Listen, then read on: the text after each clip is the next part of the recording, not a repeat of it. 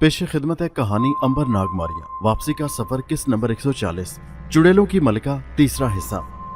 गुज़श्ता किस्त में हम सुन चुके हैं कि महाशीष नाग की रानी कलावती देवी नागिन को कफन पोश जिंदा मुर्दे ने शिकस्त देकर भागने पर मजबूर कर दिया था। कलावती उड़ती हुई जल मंडल पहुंची। ये काले पानी का एक वसी तालाब था जिसमें भयानक सांप तैरते फिर रहे थे। उनकी फुनकारों से माहौल गूंज रहा था। कलावती देवी ने छलांग लगा दी। कलावती देवी एक बड़ी नागिन थी।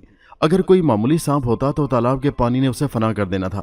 सांपों की पुरस्रार दुनिया नाग भवन को जाने वाला रास्ता इसी जल मंडल के नीचे था। कलावती नागिन बल खाती तैरती नाग भवन को जाने वाली सुरंग में आ गई। कुछ ही देर बाद कलावती देवी नाग राजा के दरबार में थी। नाग राजा सुर्खो सब्ज सांप था जिसके सर पर ताज बना हुआ था। कलावती देवी ने नाग राजा के सामने फन झुकाकर इंसानी आवाज में कहा, ए नाग राजा, मैं तुझे खबर देने आई हूं कि पुराना मिस्री नाग मुसीबत में आ चुका है। उसने मुझे मदद के लिए पुकारा था मगर शैतानी ताकत के हाथों मुझे शिकस्त खाना पड़ी और जिंदा मुर्दा मिस्री नाग को पत्थर का सांप बनाकर ले गया। नाग राजा इस जोर से फुनकारा कि राजा महल गूंज उठा। नाग राजा की फुनकार सुनते ही गुफाओं में छुपे तमाम सांप निकल आए और फन फैलाकर शोकरे मारने लगे। नाग राजा ने कहा, ए कलावती देवी, वो कैसी शैतानी ताकत थी जिसके सामने तू बेबस हो गई। नागिन कलावती की दोशाखी जुबान बिजली की तरह लहराई। उसने फुनकार मारी और कहने लगी, नाग राजा, इस बार बदी की तमाम कुव्वतें इकट्ठी होकर नाग के मुकाबले पर आई हैं और उसे फना कर देना चाहती हैं। नाग राजा का फन और भी तन गया। वो झूमकर दुम के बल खड़ा हुआ और कहने लगा, शैतानी ताकतों की ये मजाल, मैं इस बार मुकद्दस नाग देवता के हजूर फरियाद करूंगा और यकीनन वो मेरी मदद करेंगे। इसके साथ ही नाग राजा इंसानी शक्ल में आ गया। उसके हाथ में एक असा पकड़ा हुआ था। नाग राजा ने असा जमीन पर फेंक दिया। असा कुछ देर जमीन पर साकित पड़ा रहा, फिर यकायक उसमें खफीफ सी हरकत हुई। वो हिलना और मुड़ना शुरू हो गया। उसमें जिंदगी की लहर दौड़ गई थी। नाग राजा बड़े गौर से अपने असा की तरफ देख रहा था। असा अब सीधा खड़ा नाच रहा था। फिर देखते ही देखते उस पर स्याह कैंचली पैदा हो गई। अब असा की जगह एक काला सांप फुनकार रहा था। नाग ने अपनी उंगली उठाई तो उसमें से सब्ज रंग की एक तेज श्वान निकलकर सांप पर पड़ी। फौरन ही सांप टुकड़े टुकड़े हो गया और हर टुकड़ा एक नया सांप बन गया। फिर ये सांप भी टुकड़ों में तकसीम हो गए और हर टुकड़े ने एक नए सांप की शक्ल इख्तियार कर ली। होते होते पूरा दरबार कुलबुलाते सांपों से भर गया। हर तरफ सांप रेंग रहे थे, फुनकारते हुए अपनी जहरीली सांसें छोड़ रहे थे। दरबार में अब ऐसी बू फैल चुकी थी जैसे हजारों मरे हुए टिड्डों के जिस्म से सड़ांड उठ रही हो। नाग अब अपने तख्त से उठ खड़ा हुआ और उसने दोनों हाथ उठाए और कहा, ए महामुकद्दस नाग देवता, ए लाखों बरस से जमीन में रहने वाले सांप, मेरी पुकार सुन। सुन के आज तेरे पुजारी तुझसे मदद मांगते हैं। नाग राजा की आवाज कुछ देर महल में गूंजती रही। फिर पूरे राजा महल पर एक मुकद्दस सकूत तारी हो गया। तमाम सांप खामोश खड़े थे। खामोशी गहरी होती गई, गहरी गहरी और गहरी, दिल में उतर जाने वाली खामोशी, जैसे मौत ने हर शय को अपनी आगोश में ले लिया हो, जैसे हर जीरू फना की घाट उतर गया हो। फिर उस खामोशी में जमीन की तहों से एक अजीब हैबतनाक आवाज उठी, कपकपी तारी कर देने वाली आवाज। उसके साथ ही राजा महल लरज उठा। जमीन फटी और उसमें से एक अजीमुशान सांप नमूदार होने लगा। ये महामुकद्दस नाग देवता था। उसके 9 मुंह थे और हर मुंह का फन ठेले जितना बड़ा था। उसकी कमर 2 हाथियों से भी मोटी थी। ये अजीमुशान देवता बमुश्किल पूरे राज दरबार में समा सका। नाग राजा, कलावती देवी और दूसरे तमाम सांप अपने सर जमीन पर झुका चुके थे। मुकद्दस देवता की फुनकार यूं थी जैसे कई तालाबों का पानी खोलता हुआ सनसना रहा हो। उसकी चमकदार मकनातीसी कशिश वाली सुर्ख आंखें घूम रही थी और घटाटोप अंधेरे में तड़पती बिजली की मानिंद हर मुंह की जुबान कपकपा रही थी। महामुकद्दस नाग देवता लाखों बरस से जमीन की तह के अंदर अपनी गुफा में रह रहा था और आज नाग राजा की पुकार ने उसे अपनी गुफा से निकलने पर मजबूर कर दिया था। नाग देवता ने गहरे सांस के साथ फुनकार ली और कहा, जमीन पर सांपों के राजा, बोल तू हमसे क्या चाहता है। नाग राजा ने अपना सर उठाया और कहने लगा, तेरा ये कमजोर पुजारी तेरी मदद का तलबगार है। हमारे एक मिस्री नाग को शैतानी ताकतों ने काबू कर लिया है। उस मिस्री नाग ने हमेशा नेक काम किए हैं और सांपों का नाम रोशन किया है। ए देवता, हम तुझसे शैतानी अफरीतों की तबाही चाहते हैं। महामुकद्दस नाग देवता के तमाम फन यकलख्त सुकड़ने फैलने लगे। गजबनाक फुनकारों के साथ उसके मुंह से शोले निकलने लगे। उसने बल खाकर कहा, शैतानी ताकत की ये हिम्मत, उसे नागों की ताकत का अंदाजा नहीं है। महादेवता ने एक कहकर एक झटके से अपने तमाम फन सुकेड़ कर पीछे किए और अगले ही लम्हे उसने अपने हर मुंह से एक एक सुनहरा सांप उगल दिया। उन सुनहरे सांपों के जिस्म पर कांटे उगे हुए थे। नाग देवता ने कहा, ए मेरे गुलाम सुनहरे सांपों, तुम्हारा देवता तुम्हें हुक्म देता है कि पुराने मिस्री नाग को तलाश करके लाओ। जाओ, जमीन में गर्क हो जाओ। मिस्री नाग की बू तुम्हें उस तक पहुंचा देगी। मैं देख रहा हूं मिस्री नाग पत्थर बना एक संदूकची में बंद है। जाओ, उसे संदूकची समेत मेरे पास ले आओ। सुनहरे सांपों ने सर झुकाकर कहा, नाग देवता हम अभी जाते हैं, हम मिस्री नाग के साथ लेकर ही लौटेंगे। 9 के 9 सुनहरी सांप जमीन में चले गए। आइए अब अंबर के पास चलें। जहाज सफर करता हुआ हिंदुस्तान के शहर कलकत्ता के साहिल से आ लगा। कप्तान मंगोरा और अंबर साहिल के पास वाक़या सराय में आ गए। अंबर फौरन नगरकोट के लिए रवाना हो जाना चाहता था। उसने सराय से पता किया तो मालूम हुआ कि नगरकोट जाने वाला काफिला 2 दिन बाद रवाना होगा। 2 दिन अंबर इंतजार नहीं कर सकता था। उसने कप्तान मंगोरा को अलविदा कहा और घोड़ा खरीदकर नगरकोट की तरफ चल दिया। अंबर चाहता तो जलाला देवी का दिया मोती मुंह में डालकर उड़ता हुआ नगरकोट पहुंच सकता था, लेकिन वो बिला वजह लोगों पर अपनी खुफिया ताकतें जाहिर नहीं करना चाहता था। शाम होने से पहले पहले अंबर कलकत्ता शहर से निकल आया। अब उसका घोड़ा उस कच्ची सड़क पर दौड़ रहा था जो नगरकोट को जाती थी। रात हो गई।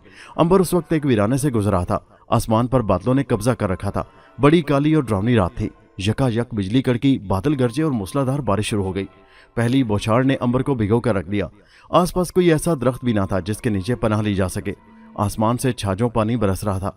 लगता था आसमान ने अपनी हर खिड़की खोल रखी है। सर्दी यकदम बढ़ गई थी। अंबर को अपनी तो परवाह न थी, वो तो सर्दी गर्मी से बेनियाज था, मगर उसे घोड़े की फिक्र पड़ गई क्योंकि घोड़ा बारिश में भीगने से कांपने लगा था। अंबर ने किसी महफूज मकाम की तलाश शुरू कर दी। इसी कोशिश में वो काफी आगे निकल आया। दफतन बिजली कड़की और रोशनी की एक लहर दूर तक तड़पती चली गई। माहौल पल भर के लिए रोशन हो गया। उस रोशनी में अंबर को दूर किसी इमारत के धुंधले नकूश नजर आए। अंबर ने उधर घोड़ा दौड़ा दिया। ये एक पुराने मंदिर के खंडरात थे। सदियों पुराने उस मंदिर के मीनार टूट फूट गए थे। बैरूनी दीवारों में जा बजा दरारें पैदा हो चुकी थीं और दीवारों का निचला हिस्सा खुद रो झाड़ियों और पौधों में गुम था। अंबर मंदिर में आ गया। घोड़े को उसने दलान में बांध दिया। दलान से कुछ हटकर एक दरवाजा था जिसके कवाड़ गायब थे। उस दरवाजे से गुजरकर अंबर एक कमरे में आ गया। यहाँ एक बड़ी मूर्ति नस्ब थी। ये हिंदुओं के देवता शिव जी की मूर्ति थी, जिसके दोनों बाजू गायब और नाक आगे से टूटी हुई थी। मूर्ति के करीब ही एक चबूतरा बना हुआ था। अंबर चबूतरे के नीचे आ गया। यहाँ गुभ अंधेरा था। अंबर ने फैसला किया कि रात इसी वीरान मंदिर में गुजारनी चाहिए। वो जमीन पर लेटकर सो गया। आधी रात के वक्त घोड़े के जोर से हनहनाने की आवाज सुनकर अंबर की आंख खुल गई। मंदिर के बाहर बारिश रुक चुकी थी। घोड़ा एक बार फिर हिनहिनाया। उसके साथ ही अंबर के कानों में टापों की आवाज पड़ी, जैसे कई घुड़सवार उस तरफ आ रहे हों। अंबर उठकर बैठ गया। टापों की आवाजें मंदिर के बाहर आकर रुक गईं। अंबर चबूतरे के साथ लगकर बैठ गया। वो देखना चाहता था कि इतनी रात गए इस वीराने में मौजूद उस टूटे मंदिर में कौन क्या करने आया है। इतने में आहिस्ता आहिस्ता रोशनी अंदर आने लगी। कोई हाथ में मशल थामे उधर आ रहा था। अंबर सुकड़कर गठली सी बन गया। अब वो आने वाले को बासानी नजर नहीं आ सकता था। मशल की रोशनी अब दलान में आ चुकी थी। अंबर ने देखा कि वो 3 आदमी हैं। उनमें से एक ने कमर पर बोरी उठा रखी थी, दूसरे की बगल में एक पटारी थी। वो दलान में बंधे घोड़े के पास खड़े होकर बातें करने लगे। एक ने कहा, पुजारी जी ये घोड़ा किसका है? यकीनन यहाँ कोई आया है। पुजारी ने कमर से बंधी तलवार पकड़कर हाथ में पकड़ ली और उलझे हुए अंदाज में कहने लगा, अबे जगदीश, यहाँ कौन आ सकता है? वो आदमी जिसे जगदीश कहकर बुलाया गया था इधर उधर देखते हुए बोला, पुजारी जी कोई मुसाफिर होगा, साला अंदर पड़ा सो रहा होगा, अभी उसका काम तमाम कर देते हैं। पुजारी ने दूसरे आदमी की तरफ देखा जो बोरी उठाए खड़ा था, फिर कहा, कोई भी हो हमसे बच नहीं सकता। अबे दलपू, तू इस हरामी को कमर पर लादे क्यों खड़ा है? उतार कर बोरी का मुंह खोल दे, कहीं दम घुटने से मर ही न जाए। दलपू तो जैसे इस हुक्म का इंतजार कर रहा था। उसने बोरी फर्श पर पटक दी और जल्दी से बोरी का बंद मुंह खोल दिया। अंदर से खुबरू नौजवान निकला। वो बेहोश था। उसके कपड़े राजकुमारों जैसे थे। अंबर समझ गया कि ये मकार पुजारी और इसके साथी किसी राजकुमार को अगवा करके ले आए हैं और इनके मकासद नेक नहीं हो सकते। शैतानी काम ही चोरी छुपे किया जाता है और ये भी सच है कि शैतान को रात बहुत पसंद है। मनूस परिंदे भी रात के अंधेरे में ही प्रवास करते हैं। पुजारी एक हाथ में तलवार और एक में मशल पकड़कर कमरे में आ गया। उसने मशल वाला हाथ ऊपर उठा रखा था। लरसती रोशनी ने कमरे में छाए अंधेरे को भागने पर मजबूर कर दिया। पुजारी के साथी भी तलवारें सौंधकर कमरे में आ चुके थे। अंबर चबूतरे के साथ था और नजर नहीं आ रहा था। जगदीश ने कहा, पुजारी जी यहाँ तो कोई भी नहीं है। पुजारी कहने लगा, ये किस तरह हो सकता है? जरूर कोई है, हमें उसे तलाश करना होगा। ये हमारा पुराना ठिकाना है। पुजारी के दोनों साथी कमरे से निकल गए। वो दूसरे कमरे देखने जा रहे थे। कुछ ही देर में उन्होंने पूरा मंदिर छान मारा और वापस आकर कहा, पुजारी जी हमने एक एक कोना देख लिया है। इंसान तो क्या, बिल्ली का बच्चा भी नहीं है। पुजारी ने चीख कर कहा, हरामियों, फिर वो घोड़ा क्या तुम्हारे बाप का है? उसे यहाँ किसने बांधा है? जगदीश और दलपू क्या जवाब देते? पुजारी ने जमीन पर पांव मारते हुए गुस्से से कहा, यह बड़ी खतरे वाली बात है। बहरहाल जगदीश, तुम पटारी खोलकर सांप को निकालो ताकि वो राजकुमार को डस ले। हाँ हाँ हाँ, राजकुमार हमारे रास्ते का सबसे बड़ा पत्थर है। आज मैं इसे हटा दूंगा। ये बड़ा मक्कार पुजारी था। ये रियासत गोपाल के राजा के वजीर खास का साथी था। वजीर खास राजा को तख्त से हटाकर खुद राजा बनने के ख्वाब देख रहा था, मगर उसके रास्ते में राजकुमार सबसे बड़ी रुकावट था, क्योंकि वो रियाया में बड़ा मकबूल था। वजीर खास ने पुजारी को ये लालच देकर अपने साथ मिला रखा था कि अगर वो राजा बन गया तो उसे महापुजारी बना देगा। पुजारी ने अपने साथियों के साथ आज धोखे से राजकुमार को उस वक्त काबू कर लिया था जब वो शिकार खेलने जंगल में आया था। राजकुमार के साथी शिकारी और मुहाफिज पहले ही वजीर खास से मिले हुए थे। उनका ये प्रोग्राम था कि वो राजकुमार को सांप से डसवाएगा। उधर मुहाफिज वापस जाकर महल में शोर मचा देंगे कि राजकुमार जंगल में शिकार खेलता हुआ हमसे बिछड़ गया है। बाद में जब राजकुमार की तलाश शुरू होगी और मुहाफिज इधर आएंगे तो शहजादे की लाश मिलेगी। वो यही समझेंगे कि बारिश से बचने के लिए राजकुमार पुराने मंदिर में आया और एक सांप के डस लेने से मर गया। मनसूबा बड़ी चालाकी और मकारी से बनाया गया था। जगदीश ने बगल में दबाई पटारी जमीन पर रख दी और उस पर बंधा कपड़ा ढीला करके पटारी को ठोकर मारी। पटारी से सांप की फुनकार सुनाई दी। उसने अपना फन कपड़े पर मारा तो कपड़ा हट गया। बिजली किसी तेजी के साथ सांप पटारी से बाहर निकल आया। सब्ज रंग का यह सांप बड़ी ही जहरीली किस्म का था। उसका फन तना हुआ था और वह शोकरे मारता हुआ झूम रहा था। फिर सांप पटारी से निकला और बेहोश पड़े राजकुमार की तरफ बढ़ा। उसी वक्त अंबर ने खामोश आवाज में सांप को सिग्नल दिया, ऐ सब सांप, मैं नाग देवता का भाई हूं, खबरदार इस नौजवान को मत डसना। सांप वहीं रुक गया। पुजारी ने परेशान होकर कहा, यह सांप रुक क्यों गया? राजकुमार को डसता क्यों नहीं? अंबर चबूतरे के नीचे से निकल आया। उसने कहा, ओ बदबख्त पुजारी, ये सांप मेरे हुक्म से रुका हुआ है। ये राजकुमार को नहीं, तुम्हें डसेगा। पुजारी यूं उछला जैसे गलती से उसका पांव सांप की दुम पर पड़ गया हो। फिर अंबर पर नजर पड़ते ही वो चिल्लाया, जगदीश, दिलपू, कत्ल कर दो इस दुश्मन को। ये उल्लू का पट्टा यहां छुपा बैठा था। दोनों तलवारें लहराते हुए अंबर की तरफ लपके। अंबर ने फौरन सिग्नल की खामोश आवाज में कहा, ऐ सब सांप, इन्हें डस ले। सब सांप अपनी जगह से उछला और उसने बड़ी फुर्ती के साथ जगदीश के माथे पर डस लिया। जगदीश के मुंह से हौलनाक चीख निकली। तलवार उसके हाथ से गिर पड़ी। निहायत जहरीला सांप था। फौरन ही जगदीश के नाक और मुंह से खून जारी हो गया और वो एड़ियां रगड़ रगड़ कर मर गया।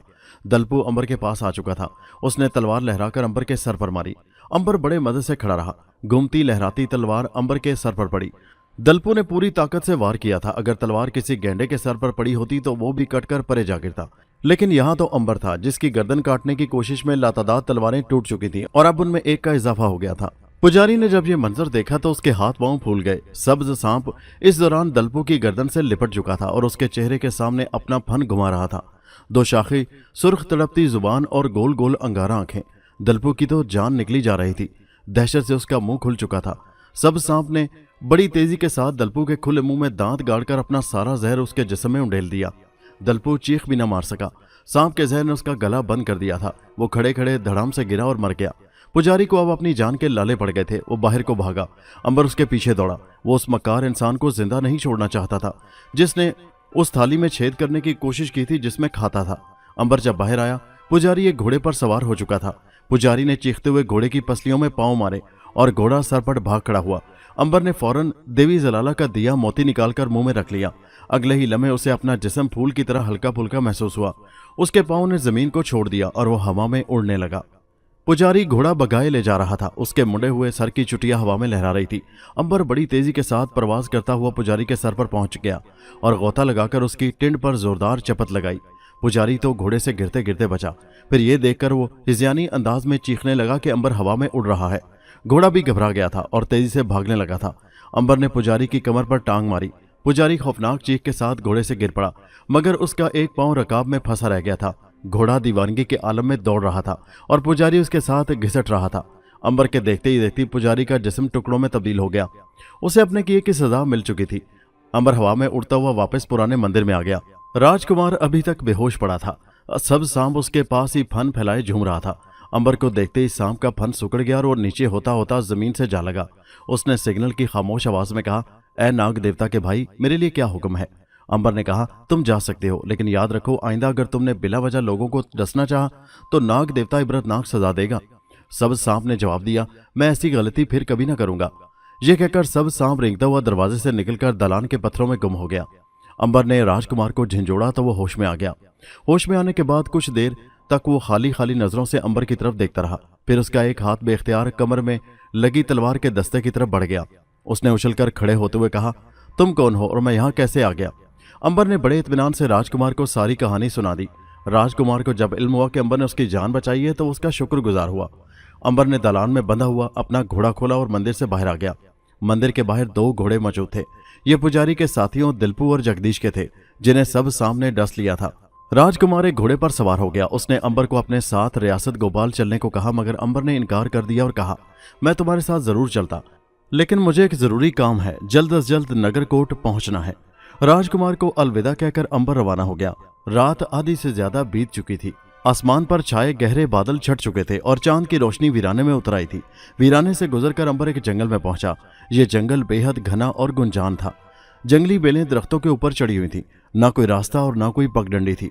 तिजारती काफले इस जंगल के सिरे से चक्कर खाकर नगरकोट पहुंचते थे, क्योंकि मशहूर था कि ये आसेबी जंगल है। अंबर को क्या परवाह हो सकती थी। वो घोड़े पर सवार चला जा रहा था कि यकायक उसे रुक जाना पड़ा। दूर दरख्तों के झुंड तले रोशनी हो रही थी। अंबर बड़ा हैरान हुआ कि इस भयानक जंगल में कौन हो सकता है। वो उस तरफ बढ़ा। उसने देखा कि एक पुराने दरख्त के नीचे एक दुबला पतला आदमी आंखें बंद किए आलती पालती मारे है। उसके बड़े हुए लंबे बाल शानों पर बिखरे हुए थे। जिस्म पर धूल की मोटी तह जमी हुई थी। दूर से ऐसा नजर आता था कि वो पत्थर का कोई मुजस्समा है। उस आदमी के आगे मिट्टी का दिया पड़ा हुआ था, जिसका शोला सीधी उंगली की तरह ऊपर उठा हुआ था, जैसे कह रहा हो खुदा एक है।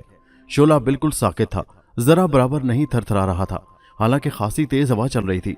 उस आदमी का चेहरा चांद की तरह रोशन था। अंबर घोड़े से उतर पड़ा। वो समझ गया कि यह खुदा का कोई नेक आदमी है।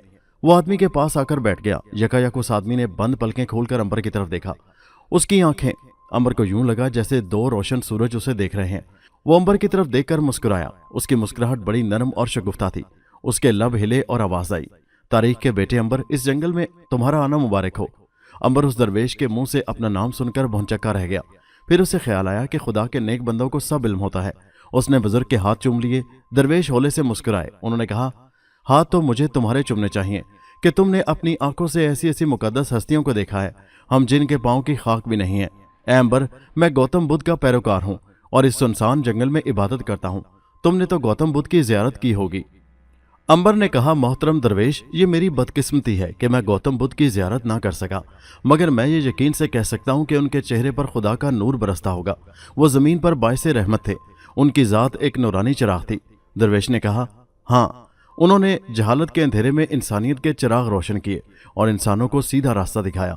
उन्होंने दुनिया को मोहब्बत, रहम, इज्जो इनकसारी और कमजोरों बेकसों की मदद का पैगाम दिया। नन्हे दोस्तों, महात्मा बुद्ध 543 कबल मसीह में कपल वस्तु के राजा शुद्ध धन के घर पैदा हुए। उनकी वालदा का नाम महामाया था। राजा शुद्ध धन ने उनका नाम सिद्धार्थ रखा, जिसके मैनी है सब काम ठीक करने वाला, मगर उनका खानदानी नाम गौतम था। महात्मा बुद्ध के नाम रखने की तकरीब में राजा शदुधन ने मुल्क के नामवर आलिमों और दानाओं को बुलाया था। उनमें से एक आलिम ने, जिसका नाम कोंडिना था, कहा था कि ये बच्चा कहीं घर बसाकर न रहेगा। बड़ा होकर ये बच्चा पहले एक बूढ़े इंसान को देखेगा, फिर एक बीमार, एक लाश और एक साधु को देखकर दुनिया से बेजार हो जाएगा और नगर नगर फिरकर दुनिया की जहालत और बदी को दूर करेगा। महात्मा बुद्ध में बचपन ही से हमदर्दी और रहम कूट कूट कर भरा हुआ था। जवान होने पर राजा शदुधन ने उनके लिए 3 महल बनवाए। उन महलों के नाम सुबह, सुरामा और रमा थे। एक मौसम गर्मा, दूसरा सरमा और तीसरा मौसम बहार के लिए था। गौतम इन महलों में रहता था, लेकिन एक दिन उसके दिल में ख्वाहिश उभरी के महल से बाहर की दुनिया भी देखनी चाहिए। राजा शदुधन को इस बात का इल्म हुआ तो उसने फौरन ढंडोरची भेजकर ऐलान करा दिया कि शहर को सजाया जाए। दरअसल राजा को आलिम कोंडिना की बात याद थी कि गौतम पहले एक बूढ़े आदमी को, फिर एक मरीज, लाश और साधु को देखकर दुनिया से बेजार हो जाएगा। राजा ने हुक्म दिया कि जब राजकुमार गौतम की सवारी निकलेगी तो कोई बूढ़ा, बीमार, लंगड़ा लूला सड़क पर न निकले। गौतम सैर को निकला। शहर सजा हुआ था। उसने खुश होकर दिल में सोचा कि यह दुनिया तो बड़ी खूबसूरत है, मगर एक जगह से गौतम की सवारी गुजर रही थी। यहाँ एक भट्ट में एक बूढ़ा आदमी रहता था। बीमारियों और बुढ़ापे ने उसे बहुत कमजोर कर रखा था। जिस्म की खाल जगह जगह से चिरमराई हुई थी। कमर दोहरी होकर कमान की शक्ल इख्तियार कर गई थी। बाल बर्फ की तरह सफेद थे। उसने जब शोरगुल सुना तो अपने भट्ट से निकल आया। गौतम ने जब उस बूढ़े को देखा तो सोचा, मेरे और मेरे बीवी बच्चों के साथ भी ऐसा ही होगा। यहाँ इंसान बूढ़ा हो जाए तो उसका कोई ध्यान नहीं करता। उसके कुछ अरसा बाद गौतम ने आलम कोंडिना की पेशगोई के मुताबिक मरीज, लाश और साधु को देखा और उसने फैसला कर लिया कि दुनिया छोड़कर सन्यासी बन जाएगा।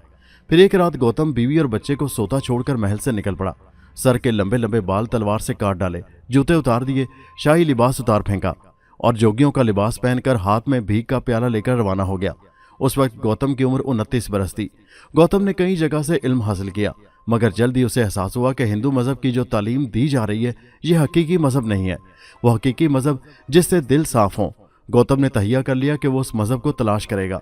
गौतम 7 बरस तक एक जंगल में सन्यासी बनकर रियाजत करते रहे।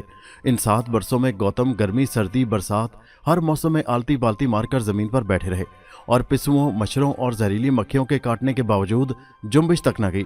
गौतम का खूबसूरत जिस्म सूख कर कांटा बन गया, मगर गौतम को एहसास हो गया कि संन्यास लेकर कोई इंसान दुखों और तकलीफों से निजात नहीं हासिल कर सकता। अब गौतम एक दरख्त तले बैठ गए और कसम खाई कि जब तक मुझे ज्ञान हासिल न होगा अपनी जगह से हरकत न करूंगा। फिर आपको एक रात ज्ञान मिल गया और आप बुद्ध यानी अक्लमंद बन गए और बुद्ध मत का प्रचार शुरू किया। यह नया मजहब जंगल की आग की तरह फैल गया। महात्मा बुद्ध की तबलीग से हिंदू ब्राह्मणों का तिलिस्म टूटा, जिन्होंने लोगों को गुमराह कर रखा था। महात्मा बुद्ध ने लोगों को दूसरों से मोहब्बत करने, उनकी मदद करने का सबक दिया। उनकी जात नेकी और शराफत का सरचश्मा थी। उन्होंने कहा, इंसान जो करता है उसका नतीजा पाता है, इसलिए नेक काम करने चाहिए ताकि नतीजे अच्छे निकलें। यही सुखी रहने का रास्ता है। महात्मा बुद्ध ने 80 बरस की उम्र में वफात पाई। उनकी आखिरी नसीहत ये थी कि ये जिस्म और दुनिया की तमाम चीज़ें फना होनी हैं, सिर्फ सच्चाई को फना नहीं आ सकती। आज भी करोड़ों इंसान महात्मा बुद्ध के पैरों हैं। अंबर महात्मा बुद्ध के पैरों दरवेश के पास बैठा था। दरवेश ने कहा, ऐ अंबर, इस जंगल में खूनी भूत का बसेरा है। वो मखलूक खुदा को तंग करता है। जो भूला भटका इधर आ निकलता है, भूत उसे जिंदा नहीं छोड़ता। अंबर, तुम्हें ना मरने की ताकत इसलिए मिली है कि दूसरों की मदद करो। तुम्हें उस खूनी भूत को मार डालना चाहिए ताकि लोग उसके शर से महफूज हो जाएं। अंबर ने कहा, ऐ मोजिज़ दरवेश, मुझे बताओ उस खूनी भूत का ठिकाना किधर है? मैं उस बदबख्त को हरगिज जिंदा ना छोड़ूंगा। दरवेश ने कहा, कुछ दूर जाकर एक पुरानी खानका है, वहीं उस खूनी भूत का बसेरा है। अंबर ने कहा, ऐ मोहतरम दरवेश, तुम अपने इल्म से मुझे बता सकते हो कि मेरा भाई नाग और बहन मारिया किस साल में है? दरवेश ने आंखें बंद की, कुछ देर बाद खोली और कहा, ऐ अंबर, नाग जमीन के अंदर दफन एक संदूकची में पत्थर बना पड़ा है और मारिया अपना दिमाग खो चुकी है। वो एक आफत बुतनी की कैद में है, जिसकी जान जमीन की चौथी तह के अंदर मौजूद तिलिस्मी पुतले में है। बस इससे ज्यादा मैं नहीं बता सकता। अंबर दरवेश से इजाजत लेकर खानकाह की तरफ चल दिया। जंगल आगे जाकर और भी घना हो गया था। यकायक माहौल शेर की जबरदस्त धाड़ से गूंज उठा और उसके साथ ही सामने वाली झाड़ियों से एक लंबा तड़ंगा धारीदार शेर निकला। उसकी आंखें अंगारों की तरह चमक रही थीं। घोड़ा शेर को देखकर बुरी तरह बिदक गया था और खौफजदा अंदाज में हिनहिना रहा था। शेर की दुम बड़ी तेजी से हरकत कर रही थी। उसके खुले जबड़े से दांत नजर आ रहे थे। वो हमला करने के लिए तैयार था। अंबर ने जलाला देवी की तरफ से मिलने वाली दूसरी ताकत आजमाने का फैसला किया और ऐन उस वक्त जब शेर धाड़ मारकर हमला करने के लिए उछला, अंबर ने बड़ी तेजी से 3 बार जलाला देवी का नाम लेकर फूंक मारी और कहा, ऐ शेर, गायब हो जा। एक धमाका हुआ और शेर गायब था। अंबर ने घोड़ा बढ़ा दिया। अब उसे दरख्तों में घिरी खानकाह के मध्यम नकूश चांदनी में नजर आ रहे थे। खानकाह को देखकर इंसान पर दहशत तारी होती थी। अभी अंबर खानकाह से कुछ दूर ही था कि उसे ऐसी आवाज आई जैसे कोई उसके पीछे आ रहा हो। अंबर ने मुड़कर देखा, कोई न था। खानकाह के करीब पहुंचकर अंबर घोड़े से उतर गया और टूटे दरवाजे की तरफ चला। अचानक किसी ने पीछे से अंबर के कंधे पर हाथ रख दिया। अंबर ने कनखियों से कंधे की तरफ देखा। वहां एक काला हाथ मौजूद था जिस पर मोटे मोटे बाल उगे हुए थे। हाथ का वजन बढ़ता जा रहा था। अंबर ने हाथ को कंधे से झटक दिया और मुड़कर देखा, हाथ गायब हो चुका था। अंबर को किसी के डरावने अंदाज में हंसने की आवाज आई और एक तलवार जिसको आग लगी हुई थी अंबर के सामने आ गिरी। अंबर जरा न घबराया। उसने कहा, ओ खूनी भूत, अगर हिम्मत है तो मेरे सामने आ। एक खौफनाक कहका गूंजा। अंबर के सामने एक भयानक शक्ल वाला भूत खड़ा था। उसके जिस्म पर लंबे लंबे काले बाल थे, सर पर 2 सींग उगे हुए थे और उसकी 3 आंखें थीं और उनसे गोया खून टपक रहा था। उसके मुंह से निकले लंबे पीले पीले दांत ठोड़ी तक आए हुए थे। उसके दोनों हाथों के नाखून खंजरों जैसे नुकीले और बड़े बड़े थे। फुट भर लंबी जुबान बाहर लटक रही थी। भूत ने कहका लगाकर गुराती आवाज में कहा, आज बड़ा मुबारक दिन है। आज तो शिकार खुद चलकर मेरा लुकमा बनने आ गया है। अंबर ने यह सुना तो कहने लगा, ओ नाहिनजार भूत, तेरे दिन पूरे हो चुके। आज मैं तुझे जहन्नम वासिल कर दूंगा। खूनी काले भूत ने सीने पर जोर से 2 हत्थड़ मारा। अचानक उसका कद बढ़ने लगा और बढ़ते बढ़ते दरख्तों से भी ऊंचा हो गया। फिर यकलख्त काला भूत सुकड़कर अपने असल कद में आ गया। उसने गरजते हुए अंबर पर हमला कर दिया। उसने अपने लंबे खंजरों जैसे नाखून अंबर के जिस्म पर मारे। भूत का ख्याल था कि अंबर के जिस्म से खून के फवारे उबलाएंगे, मगर यहां वो हुआ जो भूत का बाप भी नहीं सोच सकता था। भूत के 2 नाखून टूट गए थे। भूत ने दर्द से चिल्लाते हुए अपने हाथों की तरफ देखा और फुनकारते, गरजते और गुर्राते हुए अंबर पर टूट पड़ा। काले भूत ने अंबर को उठाकर एक मोटे तने वाले दरख्त पर दे मारा। दरख्त लरज कर रह गया। भूत ने अंबर को अपने पांव में रौंदना शुरू कर दिया। फिर उसे दोनों हाथों से दबोचकर उसकी गर्दन पर अपने लंबे लंबे दांत मारे, मगर उसे हसरत ही रही कि अपने दांत अंबर के जिस्म में पेवस्त कर सके। उल्टा अंबर ने उसको गले से दबोच लिया और गला दबाने लगा। भूत तो चिल्ला उठा, हाय मैं मरा, छोड़ो मेरी गर्दन, हाय हाय। अंबर ने कहा, बेटा जी, अब मैं छोड़ने वाला नहीं। अब तुझे पता चला कि मैं तो भूतों का भी बाप हूँ। भूत के हलक से अब अजीबोगरीब किस्म की आवाज़ें निकल रही थी। उसने कहा, मुझे छोड़ दो। हाय हाय, मैं तुम्हें नहीं खाऊंगा, मैं तुम्हें अपना उस्ताद मानता हूँ। हाय हाय। अंबर ने हंसकर कहा, ज़रूरत के वक्त तो लोग गधे को भी बाप बना लेते हैं, मगर मैं इन बातों में आने वाला नहीं। जालिम भूत, तुमने इस जंगल में खून खराबा फैला रखा है, तुम पर रहम करना जुल्म करने के बराबर है। यह कहकर अंबर ने अपनी गिरफ्त सख्त कर दी। भूत की चीखें भयानक हो गईं। यकायक अंबर ने उसके मुंह से लटकती जुबान पकड़कर खींच डाली। भूत ऐसी दर्दनाक आवाज में चिल्लाया कि पूरा जंगल लरज उठा। अब अंबर ने उसकी आंखों में उंगलियां मारकर उन्हें फोड़ दिया। अंधा भूत चीखता चिल्लाता दरख्तों से टकरे मारता खत्म हो गया। अंबर का घोड़ा भूत से डरकर जंगल में न जाने कहां भाग चुका था। अंबर ने मोती निकालकर मुंह में रखा और हवा में उड़ता हुआ नगरकोट की तरफ जाने लगा। रात के सितारे मध्यम पड़ रहे थे और अंबर आज के किसी जेट तैयारे की तरह परवाज करता चला जा रहा था। नगरकोट का मरघट तारीकी में डूबा हुआ था। गहरा सन्नाटा छाया हुआ था। दरख्तों पर बैठे मनूस गिद्ध अपनी गर्दनें परों में छुपाए बैठे थे। अचानक किसी उल्लू की हू खामोशी को चीरती चली गई। जमीन फटी और उसमें से चुड़ैलों की मलका निकल आई। उसने अपने दीदे घुमाकर मरघट में देखा और चलती हुई मरघट के पिछली तरफ की नदी के किनारे आ गई। चांद की रोशनी में पानी यूं चमक रहा था गोया सोना बह रहा हो। अचानक दूर से कोई सफेद सी शय पानी की लहरों पर डोलती हुई आती दिखाई दी। चुड़ैलों की मलका होशियार हो गई। वो सफेद शय एक कफनपोश लाश थी। जो ही लाश बहती हुई नजदीक आई, चुड़ैल मलका का हाथ लंबा होने लगा। उसने अपने हाथ से लाश को दबोचा और पानी से निकाल लिया। लाश एक बच्चे की थी। मुर्दे का सफेद चेहरा चांद की जर्द रोशनी में बड़ा भयानक लग रहा था। चुड़ैल मलका ने फजा में हाथ लहराया तो उसके हाथ में खंजर आ गया। चुड़ैलों की मलका ने शैतान जिंदाबाद का नारा लगाकर खंजर मुर्दे के जिस्म में घोंप दिया और दिल निकाल लिया। अब उसने बड़ी सफाई से मुर्दे की खोपड़ी तोड़कर मगज निकाल लिया और लाश वहीं छोड़कर वापस आने लगी। दरख्तों पर बैठे मनूस गिद्धों ने खून की बू सूंघ ली थी। वो चीखें मारते अपने लंबे पर फड़फड़ाकर हवा में उड़ने लगे और लाश पर चक्कर खाने लगे। चुड़ैलों की मलका चलती हुई अपनी जगह पहुंचकर जमीन में धंस कर अपने ठिकाने पर आ गई। यहाँ बाकी सब अफरियतें मौजूद थीं।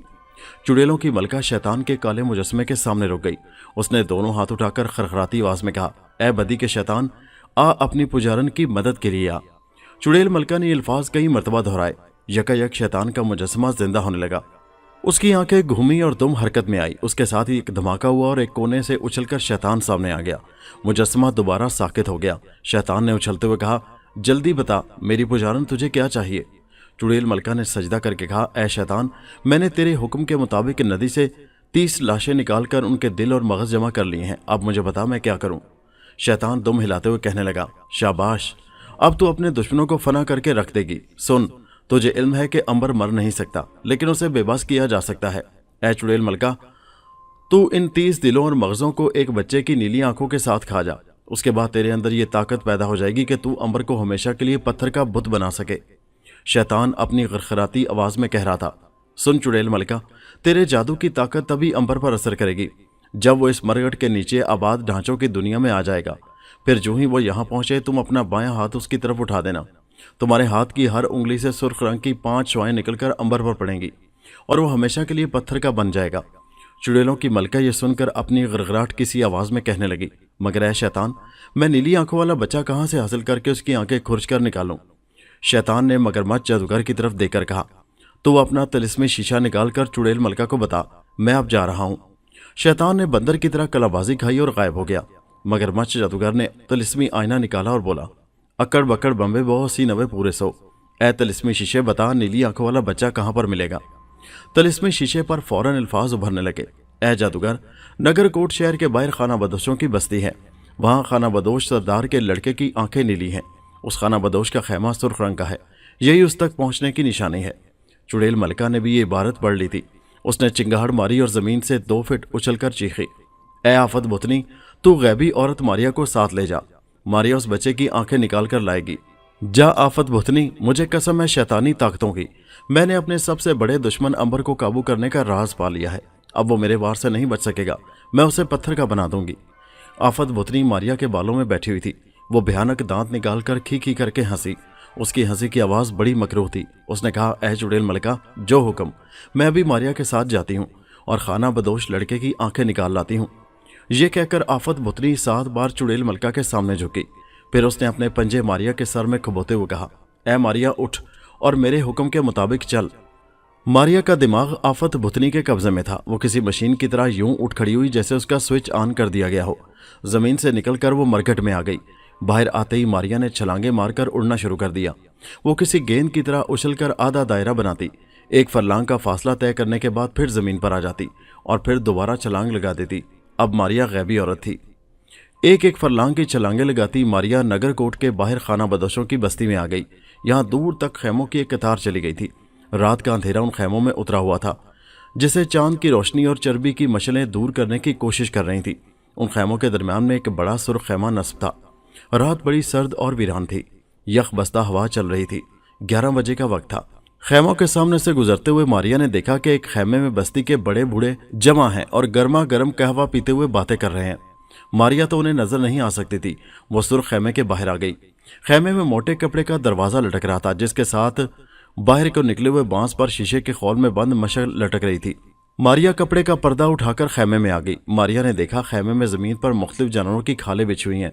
खैमे में खाना बदोश लड़का अपनी मां के साथ मौजूद था। दोनों जाग रहे थे और ये रीछ की खालों को जोड़कर बनाए हुए लिहाफ में दुबके हुए थे। खैमे के अंदर एक बर्तन में चर्बी का तेल जल रहा था। लड़के की मां कह रही थी, बेटा अब तुम सो जाओ, आज तुम्हारे बाबा देर से आएंगे, बस्ती के बड़ों का इजलास है ना। लड़के ने मचल कर कहा, नहीं अम्मा, मुझे नींद नहीं आ रही। मारिया ने करीब जाकर देखा। लड़के की आंखें नीली थीं, समंदर के पानी की तरह नीली। मासूम चेहरे वाले लड़के की उम्र 10 साल से ज्यादा नहीं लगती थी। मारिया तो किसी मासूम को नुकसान नहीं पहुंचा सकती थी, मगर उस वक्त वो जादू के असर में थी।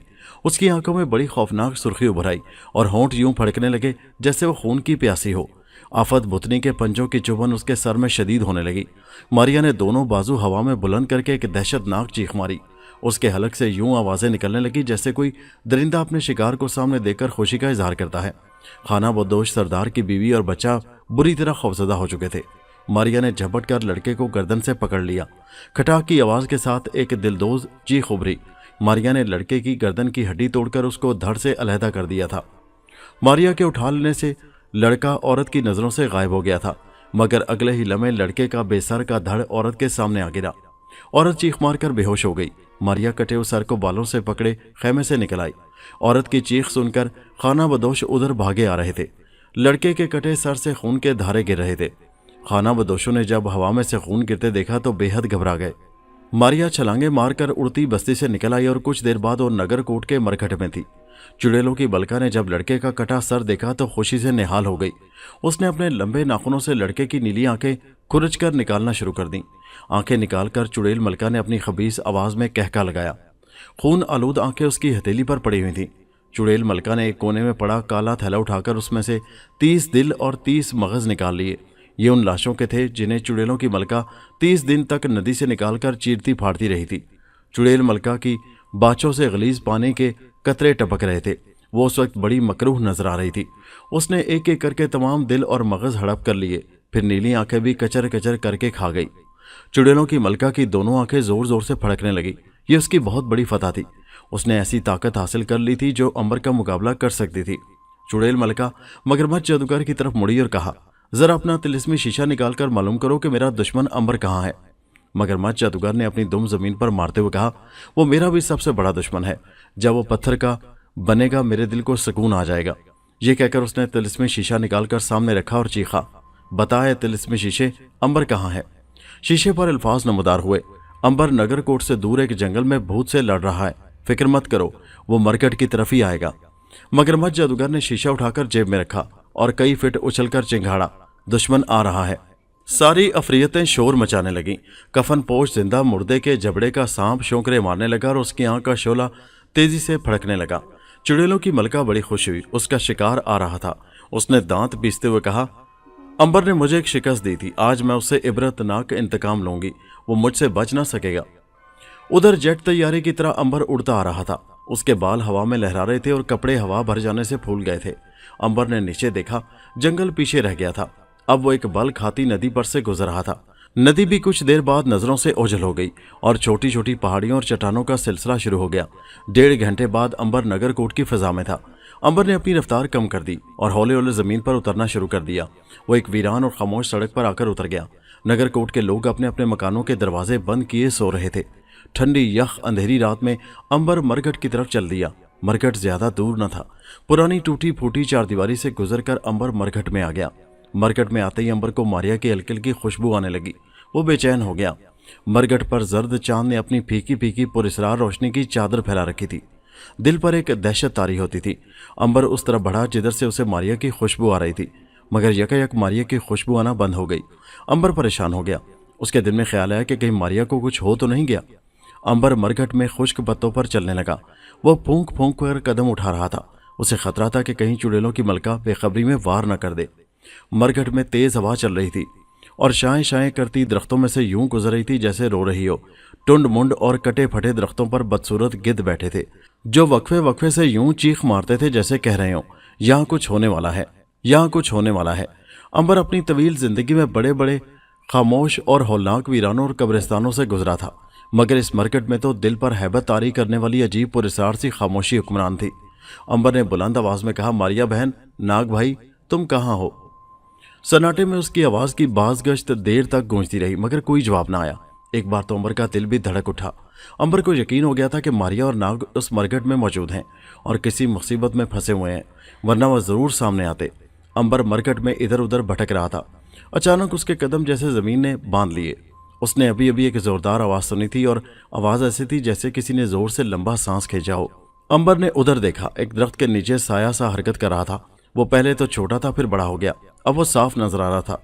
साये ने एक चुड़ैल की शक्ल इख्तियार कर ली थी, जिसकी लाल लहू जैसी आंखें चमक रही थीं।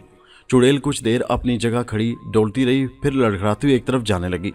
अंबर उसके पीछे चल पड़ा। चलते चलते चुड़ैल ने अचानक हाथ मारकर दरख्त पर बैठे गिद्ध को दबोच लिया और उसकी गर्दन पर दांतों से काट लिया। गिद्ध बिलबिलाता हुआ चीखने लगा।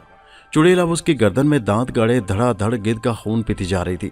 अच्छी तरह पी लेने के बाद चुड़ैल ने तड़पते गिद्ध को परे फेंक दिया और आगे चल दी। चुड़ैल दफ्तों के झुंड में जाकर रुक गई। यहाँ जमीन में एक चौकोर काफी बड़ा सुराख था। यह सुराख ऐसा था जैसे कभी यहाँ कब्र थी, जो बाद में बारिशों के पानी से बैठ गई। चुड़ैल उस सुराख में दाखिल होकर अंबर की आंखों से ओझल हो गई।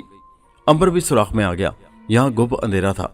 अंबर ने पूरी आंखें खोलकर देखा तो चुड़ैल कुछ दूर जाती नजर आई। ये कब्रनमा सुराख नीचे को जा रहा था और एक सुरंग की शक्ल में था, जिसकी दीवारों से मिट्टी गिर रही थी। यकायक आगे जाती चुड़ैल गायब हो गई। अंबर ने आंखें फाड़ फाड़ कर देखा, मगर कुछ न था। अंबर ने फैसला किया कि वापस मरघट में ऊपर जाना चाहिए।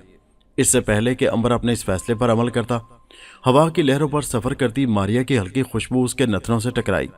अंबर बेकरार होकर आगे बढ़ने लगा। उसे क्या इल्म था कि वो चुड़ैलों की मलका के जाल में फंसने जा रहा है। उस सुरंग ने अंबर को ढांचों की दुनिया में पहुंचा देना था, जहां चुड़ैल मलका मौजूद थी। आगे जाकर सुरंग खुली हो गई थी। यहाँ दीवारों के साथ हड्डियों के ढांचे लटक रहे थे। अंबर ने गौर से उन्हें देखा। बड़े अजीब ढांचे थे, जैसे बड़ी तकलीफ में मुब्तला हों। हर ढांचे ने अपनी खोपड़ी खुद अपने हाथ की हड्डियों में थाम रखी थी। अंबर उन ढांचों के पास से गुजरता हुआ एक मैदान में आ गया। यहाँ एक अजीब मंजर था। बेशुमार ढांचे इधर उधर चल फिर रहे थे। कई ढांचों की हड्डियों से गोश्त के खून आलूद लोथड़े चिमटे हुए थे। उनके चलने और हड्डियों के आपस में टकराने से किड़किड़ाहट की बड़ी हैबतनाक, खून ठंडा कर देने वाली आवाजें पैदा हो रही थी। कई ढांचे चीखे मारते अपनी हड्डियों को पीटते हुए अंबर से लिपट गए। अंबर ने फौरन जलाला देवी का 3 बार नाम लेकर फूंक मारकर कहा, ऐ ढांचों, गायब हो जाओ। एक धमाके के साथ ढांचे गायब थे। उसी वक्त मकरू हंसी की आवाज अंबर के कानों में पड़ी। अंबर ने मुड़कर देखा। चुड़ैलों की मलका अपनी मनहूस और भयानक शक्ल लिए उसके सामने खड़ी थी। उसने अपनी गुरगुराहट सी आवाज में कहा, मेरे दुश्मन अंबर, अब वक्त आ गया है कि मैं तुझसे बदला लूं। अंबर ने जलाला देवी का नाम लेकर फूंक मारी और कहा, ऐ बदबख्त चुड़ैल मलका, गायब हो जा। लेकिन ये क्या? चुड़ैलों की मलका अपनी जगह मौजूद थी। अंबर परेशान हो गया कि क्या जलाला देवी की तरफ से मिलने वाली ताकतें खत्म हो गई हैं। चुड़ैल मलका ने कहका लगाकर अपना बायां हाथ सीधा किया और उछलकर चिंगाड़ी, मैं तुम्हें हमेशा के लिए पत्थर का मुजस्समा बना दूंगी। अब तुम्हें मुझसे कोई नहीं बचा सकता। चुड़ैल मलका की 5 उंगलियों से सुर्ख रंग की तड़पती शुआएं निकलकर अंबर की तरफ लपकीं। अंबर जल्दी से छलांग लगाकर एक तरफ हो गया। सुर्ख शुआएं उसके पास खड़े ढांचों पर पड़ी और आन वाहिद में वो सब पत्थर के बन चुके थे। चुड़ैलों की मलका ने दोबारा शुआएं अंबर की तरफ फेंकी। इस बार अंबर बाल बाल बचा। वो घबरा गया। ये शुआएं उसे पत्थर का बुत बना सकती थी। अंबर ने जलाला देवी का दिया मोती निकालकर मुंह में रखा और उड़ने लगा, मगर पत्थर बना देने वाली शुआएं उसके ताकू में थीं। उसके दाएं बाएं तड़प रही थी। अंबर हवा में गोते खाकर उनसे बच रहा था, मगर जल्द ही अंबर को एहसास हो गया कि वो ज्यादा देर उन तिलिस्मी शुआओं से न बच सकेगा। चुड़ैलों की मलका के खूनखार कह के ढांचों की वादी में गूंज रहे थे। अंबर ने सोचा काश वो पत्थर का बुत बनने से पहले अपने भाई नाग और बहन मारिया को आखिरी बार देख सकता। उसी वक्त तड़पती हुई 5 श्वाएं अंबर की तरफ लपकीं। उधर कफनपोश मुर्दा, आफत भुतनी और दूसरी शैतान ताकतें कमरे में जमा थीं कि यकायक जमीन शक हुई और 9 फुनकारते हुए सुनहरी सांप नमदार हुए। ये वही सांप थे जिन्हें महामुकद्दस नाग देवता ने रवाना किया था। कफनपोश मुर्दे ने चीख मारी तो उसके मुंह से शोले निकलकर सांपों पर पड़े, मगर सुनहरे सांपों पर कुछ असर न हुआ, बल्कि उन्होंने फन फैलाकर अपने मुंह खोल दिए। सुनहरे सांपों के खुले मुंह से छोटे छोटे बेशुमार सुनहरे सांप निकलने लगे। वो सब कफनपोश जिंदा मुर्दे से चिमट गए। कफनपोश जिंदा मुर्दे के फटे हुए रुखसार से निकला हुआ सांप फुनकारता हुआ उन छोटे सांपों पर हमलावर हो रहा था, मगर सुनहरे सांप उससे भी लिपट गए थे। कफनपोश जिंदा मुर्दे की हौलनाक चीखों से कमरा गूंज रहा था। छोटे सुनहरे सांप उसको बार बार डस रहे थे, जबकि 9 सुनहरे सांपों ने कमरे में मौजूद चुड़ैलों और अफरीतों को डसना शुरू कर दिया। एक हंगामा बर्पा हो गया। चुड़ैलें भागना शुरू हो गईं। उनके तमाम जादू महामुकद्दस नाग देवता की ताकत के आगे बेकार हो गए थे। कफनपोश जिंदा मुर्दा अब गर्दन तक सुनहरे सांपों के दलदल में फंस चुका था।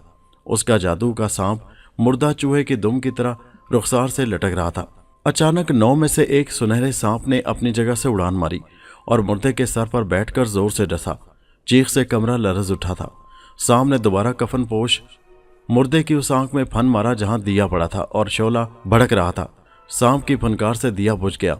कफनपोश मुर्दे ने आखिरी चीख मारी और गिरकर हमेशा के लिए खत्म हो गया। मारिया कमरे के कोने में खड़ी थी। उसके जिस्म से नाक की बू आ रही थी, इसलिए सुनहरे सांपों ने उसे नहीं डसा था। कफनपोश जिंदा मुर्दे के मरते ही नाग जो पत्थर बना संदूकची में पड़ा था एकदम जिंदा हो गया। उसने जोरदार फुनकार मारकर संदूकची का ढक्कन जला दिया और जमीन से ऊपर आ गया। उस वक्त सुनहरे सांप हड्डियों के उस ढांचे को अपनी फुनकारों से जला रहे थे, जिसे चुड़ैलों की मलका ने जिंदा करके उस जगह खड़ा कर दिया था जहां पत्थर बने नाग को संदूकची में बंद करके दफन किया गया था। बाहर आते ही नाग गहरी सांस लेकर इंसान बन गया। उसे सब याद आ गया था कि किस तरह वीराने में कफनपोश जिंदा मुर्दे ने कलावती देवी को शिकस्त देकर उसे अपने जादू से बेबस कर दिया था। आफत भुतनी ने नाग को देखते ही मारिया के सर में पंजे खबोए। मारिया नाग की तरफ बढ़ी। उसके हाथ में आफत भुतनी के जादू से तलवार आ गई थी। नाग ने मारिया को देख लिया था। वो उस वक्त जाहिर हालत में थी। ये नाग की 500 साल जिंदगी में पहला मौका था कि वो मारिया को जिंदा जाहिर हालत में देख रहा था। इससे पहले उसने जब भी मारिया को देखा किसी जादू के असर से पत्थर बना देखा था। नाग खुशी से चिल्लाया, मारिया बहन, तुम्हें गैबी हालत से निजात मिल गई, तुम मुझे नजर आ रही हो। नाग मारिया की तरफ बढ़ा ही था कि मारिया ने तलवार घुमाकर वार कर दिया। नाग बाल बराबर बचा। उसने कहा, मारिया होश में आओ, मैं नाग हूं, तुम्हारा भाई। लेकिन मारिया नाग को किस तरह पहचान सकती थी? वो तो आफत भुतनी के जादू के असर में थी और खूनखार आंखों से नाग को देखती गुर्राती उसकी तरफ बढ़ रही थी। नाग बराबर कह रहा था, मारिया बहन, मुझे पहचानो, तुम किसी जादू के असर में हो, होश में आओ। गरजती गुर्राती मारिया ने तलवार फिर लहराई। नाग जल्दी से गौता खाकर एक तरफ हट गया।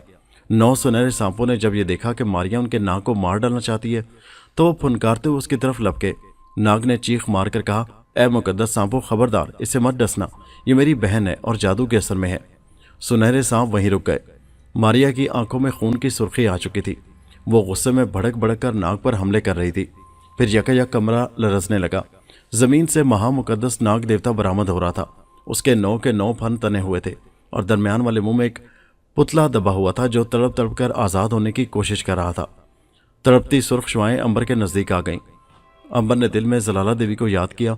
उसी वक्त अचानक एक सफ़ेद साया सा नमदार हुआ और उसने हाथ बढ़ाकर 5 शुआओं को यूं पकड़ लिया जैसे वो आहनी सुलाखें हों। अंबर ने देखा वो बल्तीस देवी थी। हमारी ये किस सुनने वाले बल्तीस देवी से वाकिफ होंगे। शुरू के सफ़र में उसने कई बार अंबर की मदद की थी और आज फिर उसको चुड़ैलों की मलका से बचाने आ गई थी। बल्तीस देवी ने बड़े आराम से उन सुर्ख शुआओं को चुड़ैल मलका की तरफ मोड़ दिया, इससे पहले कि चुड़ैल मलका अपनी जगह से हरकत भी कर सके। शुआएं उसके जिस्म से टकरा चुकी थीं। चुड़ैलों की मलका के हलक से एक फलक शिगाफ चीख निकली। उसका जिस्म स्याह मजीद स्याह पड़ गया। उसका स्याह जिस्म मजीद स्याह पड़ गया। अंबर ने देखा कि जमीन से एक मरगोला सा उठा और उसने चुड़ैलों की मलका को अपनी लपेट में ले लिया। पहले उसके पांव, फिर टांगे, धड़ और खोपड़ी सब पत्थर का बन गया। चुड़ैल मलका अपने बिछाए जाल में खुद फंस चुकी थी। वो पत्थर का मुजस्समा बन चुकी थी, स्याह और भयानक मुजस्समा। बल्तीस देवी ने मुस्कुराकर अंबर से कहा, अब ये हमेशा के लिए पत्थर की बन चुकी है। देवताओं का शुक्र है मैं वक्त पर पहुंच गई। अंबर हौले हौले जमीन पर उतरता बोला, देवी बल्तीस, तेरा शुक्रिया, मगर जलाला की रूह मेरी मदद के लिए क्यों नहीं आई? देवी बल्तीस ने कहा, जलाला की रूह इस वक्त इस दुनिया में नहीं है। वो यहाँ से करोड़ों मील दूर एक सितारे में गई हुई है, जहां से अगर वो कोशिश भी करे तो कई दिन से पहले वापस नहीं आ सकती। अंबर ने कहा, मगर जलाला देवी को इतनी दूर सितारे में जाने की क्या जरूरत आ पड़ी? देवी बल्तीस ने कहा, अंबर, तुम रूहों के बारे में सब कुछ नहीं जान सकते। तुम्हारे लिए बेहतर यह है कि तुम खामोश रहो। अंबर जमीन पर उतराया था। उसने मोती मुंह से निकालकर जेब में रख लिया और कहा, देवी जलाला ने मुझे ये ताकत भी दी थी कि मैं जिस चीज को चाहूं गायब कर दूं, मगर इस ताकत का चुड़ैल मलका पर कोई असर न हुआ था। बल्तीस देवी कहने लगी, उसकी वजह यह है कि चुड़ैलों की मलका शैतानी ताकतों की मालिक थी। बहरहाल अब वो फना हो चुकी है। अच्छा अंबर, मैं चलती हूँ। तुम्हारे लिए मुझे दूसरे आसमान से नीचे आना पड़ा है। अच्छा, अलविदा। अंबर ने चिल्लाकर कहा, देवी बल्तीस, मुझे ये तो बताती जाओ कि मेरा भाई नाग और मारिया कहाँ है? गायब होते सफेद साए से मध्यम आवाज आई, वो तुमसे आ मिलेंगे। अलविदा अंबर, अलविदा। बल्तीस देवी जा चुकी थी। अंबर ढांचों की दुनिया में आगे बढ़ने लगा। मुकद्दस महानाग देवता के मुंह में दबे पुतले को देखते हुए आफत भुतनी बिलबिला उठी। ये वही तिलिस्मी पुतला था जिसमें आफत भुतनी की जान थी। मुकद्दस नाग देवता की आंखों से चिंगारियां फूट रही थी। उसने पुतले को फजा में उछाल दिया। पुतला बुलंद होकर नीचे गिरने लगा तो देवता के हर मुंह से शोले निकलकर उस पर पड़े। तिलिस्मी पुतला खुश्क लकड़ी की माने जल उठा। आफत भुतनी मारिया के सर से तड़प कर गिरी। उसका जिस्म असली कद में आ गया। उसे भी आग लग चुकी थी। चीखती धाड़ती आफत भुतनी खत्म हो गई। उसके मरते ही मारिया का जिस्म फिर से गायब हो गया। अब नाग को सिर्फ उसकी खुशबू आ रही थी। मारिया की यादाश्त अब लौट आई थी। उसने नाग को देखते ही कहा, नाग भाई तुम कैसे हो? अंबर भाई कहाँ है? नाग ने मुस्कुराकर कहा, अंबर भी मिल जाएगा। पहले तुम मुकद्दस देवता का शुक्रिया अदा करो जिन्होंने तुम्हें इस भुतनी से निजात दिलाई, वरना कुछ देर पहले तो तुम तलवार लिए मेरा सर कलम करने के लिए हमले कर रही थी। तलवार अभी तक मारिया के हाथ में थी। मारिया ने उसे फेंक दिया। तलवार मारिया के हाथ से निकलते ही जाहिर हो गई और टन से जमीन पर आ गिरी। मारिया की परेशान आवाज आई, नहीं नहीं, मैं ऐसा नहीं कर सकती। क्या मैं कोई दरिंदा बन गई थी? नाग ने कहा, मारिया बहन, वो तुम नहीं थी। उस भुतनी का जादू था जो अब खत्म हो चुका है। मारिया ने महामुकद्दस नाग देवता का शुक्रिया अदा किया। नाग देवता ने कहा, ए मिस्री नाग, तुम एक बार फिर हमेशा के लिए मौत के मुंह में जाते जाते बच गए हो। उसकी सिर्फ एक वजह है कि तुम इस्लाम कबूल कर चुके हो और हमेशा मजलूमों की मदद करते हो। मुझे उम्मीद है तुम हमेशा सांबों का नाम बुलंद रखोगे। यह कहकर नाग देवता ने अपने मुंह खोल दिए। 9 के 9 सुनहरे सांप उड़ते हुए उसके मुंह में उतर गए। बाकी तमाम छोटे छोटे सुनहरे सांप गायब हो गए। नाग देवता ने फुनकार मारी और दूसरे लम्हे गायब था। नाग और मारिया कमरे से बाहर आ गए। अभी वो कुछ आगे ही गए थे कि उन्हें अंबर आता हुआ दिखाई दिया। नाग अंबर के गले लग गया। अंबर को मारिया की खुशबू आ रही थी। उसने कहा, मारिया तुम ठीक हो ना? मारिया ने कहा, हाँ मैं तुम्हारे पास ही खड़ी हूँ। खुदा का शुक्र है हम शैतानी ताकतों के चुंगल से निकल आए। अंबर ने कहा, यह सब हमारी पुरानी दुश्मन चुड़ैलों की मलका का किया धरा था, मगर अब वो हमेशा के लिए पत्थर का बुत बन चुकी है। दुनिया उसके शर से महफूज हो चुकी है। देवी बल्तीस ने ऐन वक्त पर आकर मेरी मदद की। नाग ने कहा, बुरे काम का कभी अच्छा नतीजा नहीं निकलता, इसलिए हमेशा नेक काम करने चाहिए और खुदा ताला अपने अच्छे बंदों की किसी न किसी तरह मदद ज़रूर फरमाते हैं। तीनों बहन भाई सदियों के पुराने दोस्त और तारीख के मुसाफिर अंबर, नाग और मारिया सुराख के रास्ते मरकट में आ गए। आसमान पर सुबह की हल्की हल्की गुलाबी रोशनी फैल रही थी। वो चलते हुए उसी सराय में आ गए जहाँ से चले थे। दिन निकल आया था। बाहर धूप चमक रही थी। उन्होंने खाना मंगवा कर खाया। उसी दिन तीनों एक काफिले में शामिल होकर दिल्ली की तरफ रवाना हो गए। अगले दिन दोपहर के वक्त काफिले ने एक चश्मे के पास पड़ाव डाला। ये इलाका छोटे छोटे ऊंचे नीचे टीलों से भरा हुआ था जिन पर सब्ज घास उगी हुई थी। बास टीले ऐसे भी थे जिन पर दरख्त उगे हुए थे। काफिले के लोग चश्मे में नहा रहे थे। नाग और अंबर ने भी नहाने का प्रोग्राम बनाया और चश्मे के किनारे आ गए। पहले नाग ने चश्मे में डुबकी लगाई और मछली की तरह पानी में तैरने लगा। कुछ देर तैरते रहने के बाद नाग ने गोता लगाया और पानी की मोटी चादर ने उसे अपने अंदर छुपा लिया। नाग गोता लगाकर उभरा तो ये देखकर दंग रह गया कि ना तो चश्मा है और ना ही काफिले का कुछ पता है। उस वक्त नाग एक छोटी सी नदी में मौजूद था। नाग नदी से बाहर आ गया और हक्का बक्का होकर चारों तरफ देखने लगा। नदी के किनारे किनारे दरख्तों के झुंड चले गए थे। यहाँ की फजा भी ठंडी थी। जिस वक्त नाग ने गोता लगाया था दोपहर हो रही थी, मगर अब सुबह का उजाला फैल रहा था। नाग समझ गया कि वक्त ने एक बार फिर उसे अपने साथियों से जुदा कर दिया है और वो तारीख में छलांग लगाकर कई सौ साल पीछे निकलकर किसी यूरोपीय मुल्क में पहुंच गया है। नाग को दूर से एक शख्स गर्म ओवरकोट पहने आता दिखाई दिया। उसके सर पर हैट मौजूद था। वो पास आया तो नाग ने बड़े इखलाक से अंग्रेजी में कहा, गुड मॉर्निंग, ज़रा मुझे ये तो बता दीजिए कि ये कौन सा मुल्क है? उस शख्स ने हैट उतार कर फ्रांसीसी जुबान में कहा, मोसियो, मैं इंग्लिश नहीं जानता, फ्रांसीसी में बात करें। नाग तो दुनिया की हर जुबान समझ सकता था। उसने फौरन समझ लिया कि वो फ्रांस में आ गया है। उसने पूछा, मोसियो, ये कौन सा शहर है? पेरिस। फ्रांसीसी बड़े गौर से नाग को देख रहा था क्योंकि उसने हिंदुस्तानी लिबास पहन रखा था, लंबा कुर्ता और पाजामा। नाग ने यह सोचकर आह भरी कि न जाने अब कब अंबर और मारिया से मुलाकात हो। फ्रांसीसी शख्स ने उसकी आह सुनी तो कहा, मोसियो, खैरियत तो है? तुम बीमार हो क्या? मुझे बताओ, शायद मैं तुम्हारी मदद कर सकूं। वैसे तुम हो कौन और कहाँ से आए हो? नाग ने कहा, शुक्रिया मोसियो, तुम नहीं समझ सकते कि मैं कहाँ से कैसे आ गया हूँ। फ्रांसीसी ने कहा, मोसियो, कुछ पता तो चले। बड़ा ही बातूनी फ्रांसीसी था, जान ही नहीं छोड़ रहा था। नाग ने कहा, तो सुनो, मैं हिंदुस्तान से आया हूं और सिर्फ एक रात में न जाने कितने 100 साल का सफर किया है। फ्रांसीसी ने माथे पर उंगली मारकर बड़े अफसोसजदा अंदाज में सर हिलाया और बुड़बुड़ाया, तुम कोई पागल लगते हो, गॉड तुम पर रहमत करे। ये कहकर फ्रांसीसी चलता बना। नाग शहर की तरफ रवाना हो गया।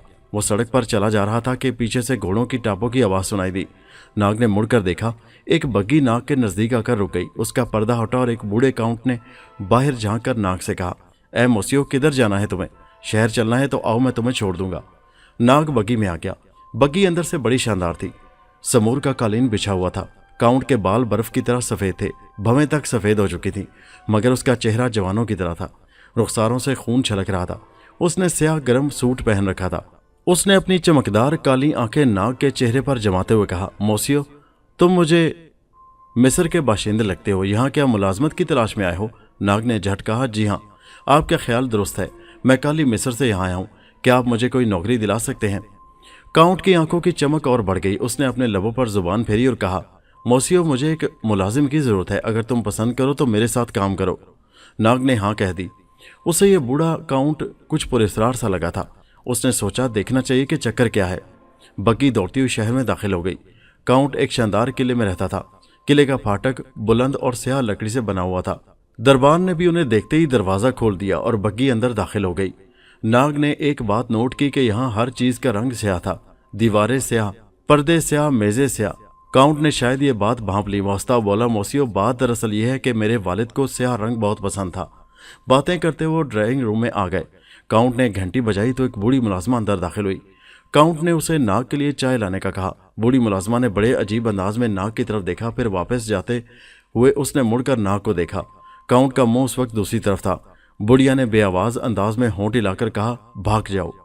नाग ने बुढ़िया के होंठों की हरकत से मतलब समझ लिया। वो भनचक्का रह गया कि बुढ़िया उसको भाग जाने का क्यों कह रही है। उधर अंबर चश्मे के किनारे बैठा था। नाग को डुबकी लगाए जब काफी देर हो गई तो अंबर परेशान हो गया। उसके दिल में ख्याल आया कि कहीं उस चश्मे में मगरमच्छ तो नहीं है, लेकिन अगर ऐसा होता तो दूसरे लोग भी तो नहा रहे थे। अंबर ने फौरन चश्मे में डुबकी लगा दी। डुबकी लगाते ही अंबर को यूं लगा जैसे कोई शय उसका पांव पकड़कर नीचे को घसीट रही है। अंबर ने उस शय को देखने की कोशिश की मगर नाकाम रहा। उस वक्त अंबर पर बेहोशी तारी होने लगी। उसे यूं महसूस हुआ जैसे उसका जिस्म बड़ी तेजी से कहीं उड़ा जा रहा है। मारिया अपने खेमे में नाग और अंबर की मुंतजिर थी कि वो अभी नहाकर आते होंगे, लेकिन खासी देर हो गई तो मारिया खेमे से निकल खड़ी हुई। वो चश्मे पर आई मगर यहाँ तो नाग और अंबर का नामो निशान तक न था। मारिया को तशवीश ने आ घेरा कि वो कहाँ चले गए। मारिया उन्हें इधर उधर तलाश करने लगी। थक हार कर वो वापस अपने खेमे में आ गई, मगर यहाँ अजीब नक्शा था। खेमे में 2 चोर घुसे हुए थे। चोर शुरू ही से अंबर और नाग पर नजर रखे हुए थे। उनका काम यही था कि काफिलों में शामिल लोगों का सामान मौका पाकर समेट ले जाते थे। उन्होंने जब अंबर और नाग को खेमे से गायब पाया तो अंदर घुस आए। उस वक्त दोनों सामान उलट पलट रहे थे। मारिया पर्दा उठाकर अंदर आई तो एक चोर पर्दे को खुद ब खुद उठता और गिरता देखकर हैरान रह गया। उसने अपने साथी से कहा, अबे जग्गू, ये क्या हो गया? पर्दा खुद ब खुद उठा और गिर गया। जग्गू ने गुस्से से कहा, उल्लू का पट्ठा, बक बक किए जा रहा है। अबे हरामी, पर्दा हवा से हिल गया होगा। तू जल्दी से सामान की तलाशी लेके कोई कीमती शय देख। मुझे तो लगता है ये दोनों साले एकदम कंगले हैं, कुछ भी नहीं है। पहले ने कहा, अरे नहीं उस्ताद, तिजारती काफिले में शामिल हैं, कुछ तो कीमती माल होगा। जग्गू उस्ताद गर्मी खा गया। झिड़कते हुए बोला, एक दूंगा उल्टे हाथ की, तलाशी ज्यादा ले और बकवास कम कर। मेरे ख्याल में यहां से कुछ मिलने वाला नहीं। छोटे चोर ने बुरा सा मुंह बनाते हुए सामान खंगालना शुरू किया। इसी तलाशी में उसे अशरफियों की वो थैली मिल गई जो नाग ने अपने बिस्तर में छुपा रखी थी। छोटे चोर ने उछलते हुए कहा, जग्गू उस्ताद, हो गया काम। बड़ी भारी थैली है, लगता है खूब माल है इसमें।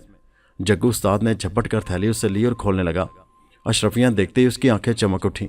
उसने थैली नेफे में अड़सते हुए छोटे चोर के कंधे पर हाथ मारा और एक आंख मीच कर कहा, निकल चल, कहीं वो दोनों मरदूद आ ना जाएं। छोटे चोर ने सीना फुलाकर कहा, अरे आ जाएं उस्ताद, फिक्र काहे की है, दोनों को छुरे में पिरो दूंगा, मेरा छुरा तो वैसे भी बड़े दिनों से प्यासा है। जग्गू उस्ताद ने एक तरफ थूक कर कहा, चुप बकवासी कुत्ता, हर वक्त खून खराबे की सोचता रहता है, चल खिसक, चल इधर से। मगर मारिया उन्हें कब जाने देती। उसने करीब आकर जग्गू उस्ताद के सर पर जोरदार थप्पड़ मारा। जग्गू उस्ताद बिलबिला उठा। वो समझा शायद छोटे चोर ने शरारत की है। आओ देखा ना ताओ। एक करारा थप्पड़ उसके मुंह पर जड़ दिया और गुस्से से कहा, हरामी की औलाद, तेरी ये मजाल उस्ताद पर हाथ उठाता है। छोटे चोर ने गाल सहलाते हुए कहा, क्या हुआ उस्ताद? चुप उस्ताद का बच्चा, जग्गू गुस्से से बोला। अभी तूने मुझे थप्पड़ नहीं मारा था क्या? छोटे चोर की आंखें खुल गई। उसने फौरन कहा, उस्ताद क्या बात करते हो, मेरी क्या मजाल, मैंने तुम्हें हरगिज थप्पड़ नहीं मारा। जग्गू उस्ताद ने उसे गर्दन से दबोच लिया और लाल लाल आंखें दिखाता हुआ कहने लगा, तो फिर क्या तेरे बाप के मुर्दे ने कब्र से उठकर मारा था, झूठा बदमाश। मारिया करीब खड़ी ये बातें सुन रही थी। उसने जग्गू उस्ताद के कान में बड़े आराम से कहा, मैं इस जगह की बदरू हूं और तुम दोनों का खून पीने आई हूं। जग्गू उस्ताद उछलकर एक तरफ हो गया। उसका रंग फक हो गया था। वो खौफजदा अंदाज में इधर उधर देखने लगा, फिर कपकपाती आवाज में बोला, अबे वो आवाज किसकी थी? हाय भगवान, ये मैं कहाँ आ फंसा। छोटे चोर ने हैरानी से कहा, उस्ताद ये आज तुम कैसी बहकी बहकी बातें कर रहे हो, कौन सी आवाज, कैसी आवाज? अब मारिया ने जरा ऊंची आवाज में कहा, मैं तुम दोनों की गर्दनों से मुंह लगाकर सारा खून पी जाऊंगी। तुम्हारा गरम गरम खून बड़ा लजीज होगा। अब तुम्हें मुझसे कोई नहीं बचा सकता। अब तो छोटे और बड़े दोनों के हाथों के तोते उड़ गए। उनके हलकों से अजीबोगरीब आवाजें निकलने लगीं। मारिया ने हाथ बढ़ाकर दोनों की गर्दनें दबोच लीं। दोनों चोरों के मुंह से जोरदार चीखें निकलीं। मारिया ने उनके सर आपस में टकरा दिए थे। उनकी खोपड़ियां तरबूज की तरह फट गईं और वो वहीं गिरकर मर गए। ये बड़े खूनी किस्म के चोर थे और कई बेगुनाह मुसाफिरों के खून से हाथ रंग चुके थे। उनका मर जाना ही बेहतर था। चीखों की आवाज खैमे से बाहर तक गई थी और कई दूसरे मुसाफिर खैमों में घुस आए। चोरों की लाशें देखकर वो हक्का बक्का रह गए और इधर उधर देखने लगे कि इन्हें किसने मारा है। मारिया ने बड़े चोर के निफे में अड़सी अशरफियों की थैली निकाल ली। एक मुसाफिर ने जब थैली को गायब होते देखा तो उसे गश आ गया। वो हाय भूत कहकर गिरा और बेहोश हो गया। मारिया अशरफियों की थैली लिए खैमे से निकल आई। वो अंबर और नाग के मुतालिक बड़ा परेशान थी कि न जाने वो कहाँ चले गए हैं। मारिया के तो वहमो गुमान में भी ये बात ना थी कि उसके दोनों भाई तारीख में पीछे की तरफ छलांग लगा चुके हैं। मारिया चश्मे के पास से गुजरती हुई टीलों के दूसरी तरफ आ गई और अंबर नाग को तलाश करने लगी, मगर वो होते तो मिलते। थक हार कर मारिया एक दरख्त तले बैठ गई।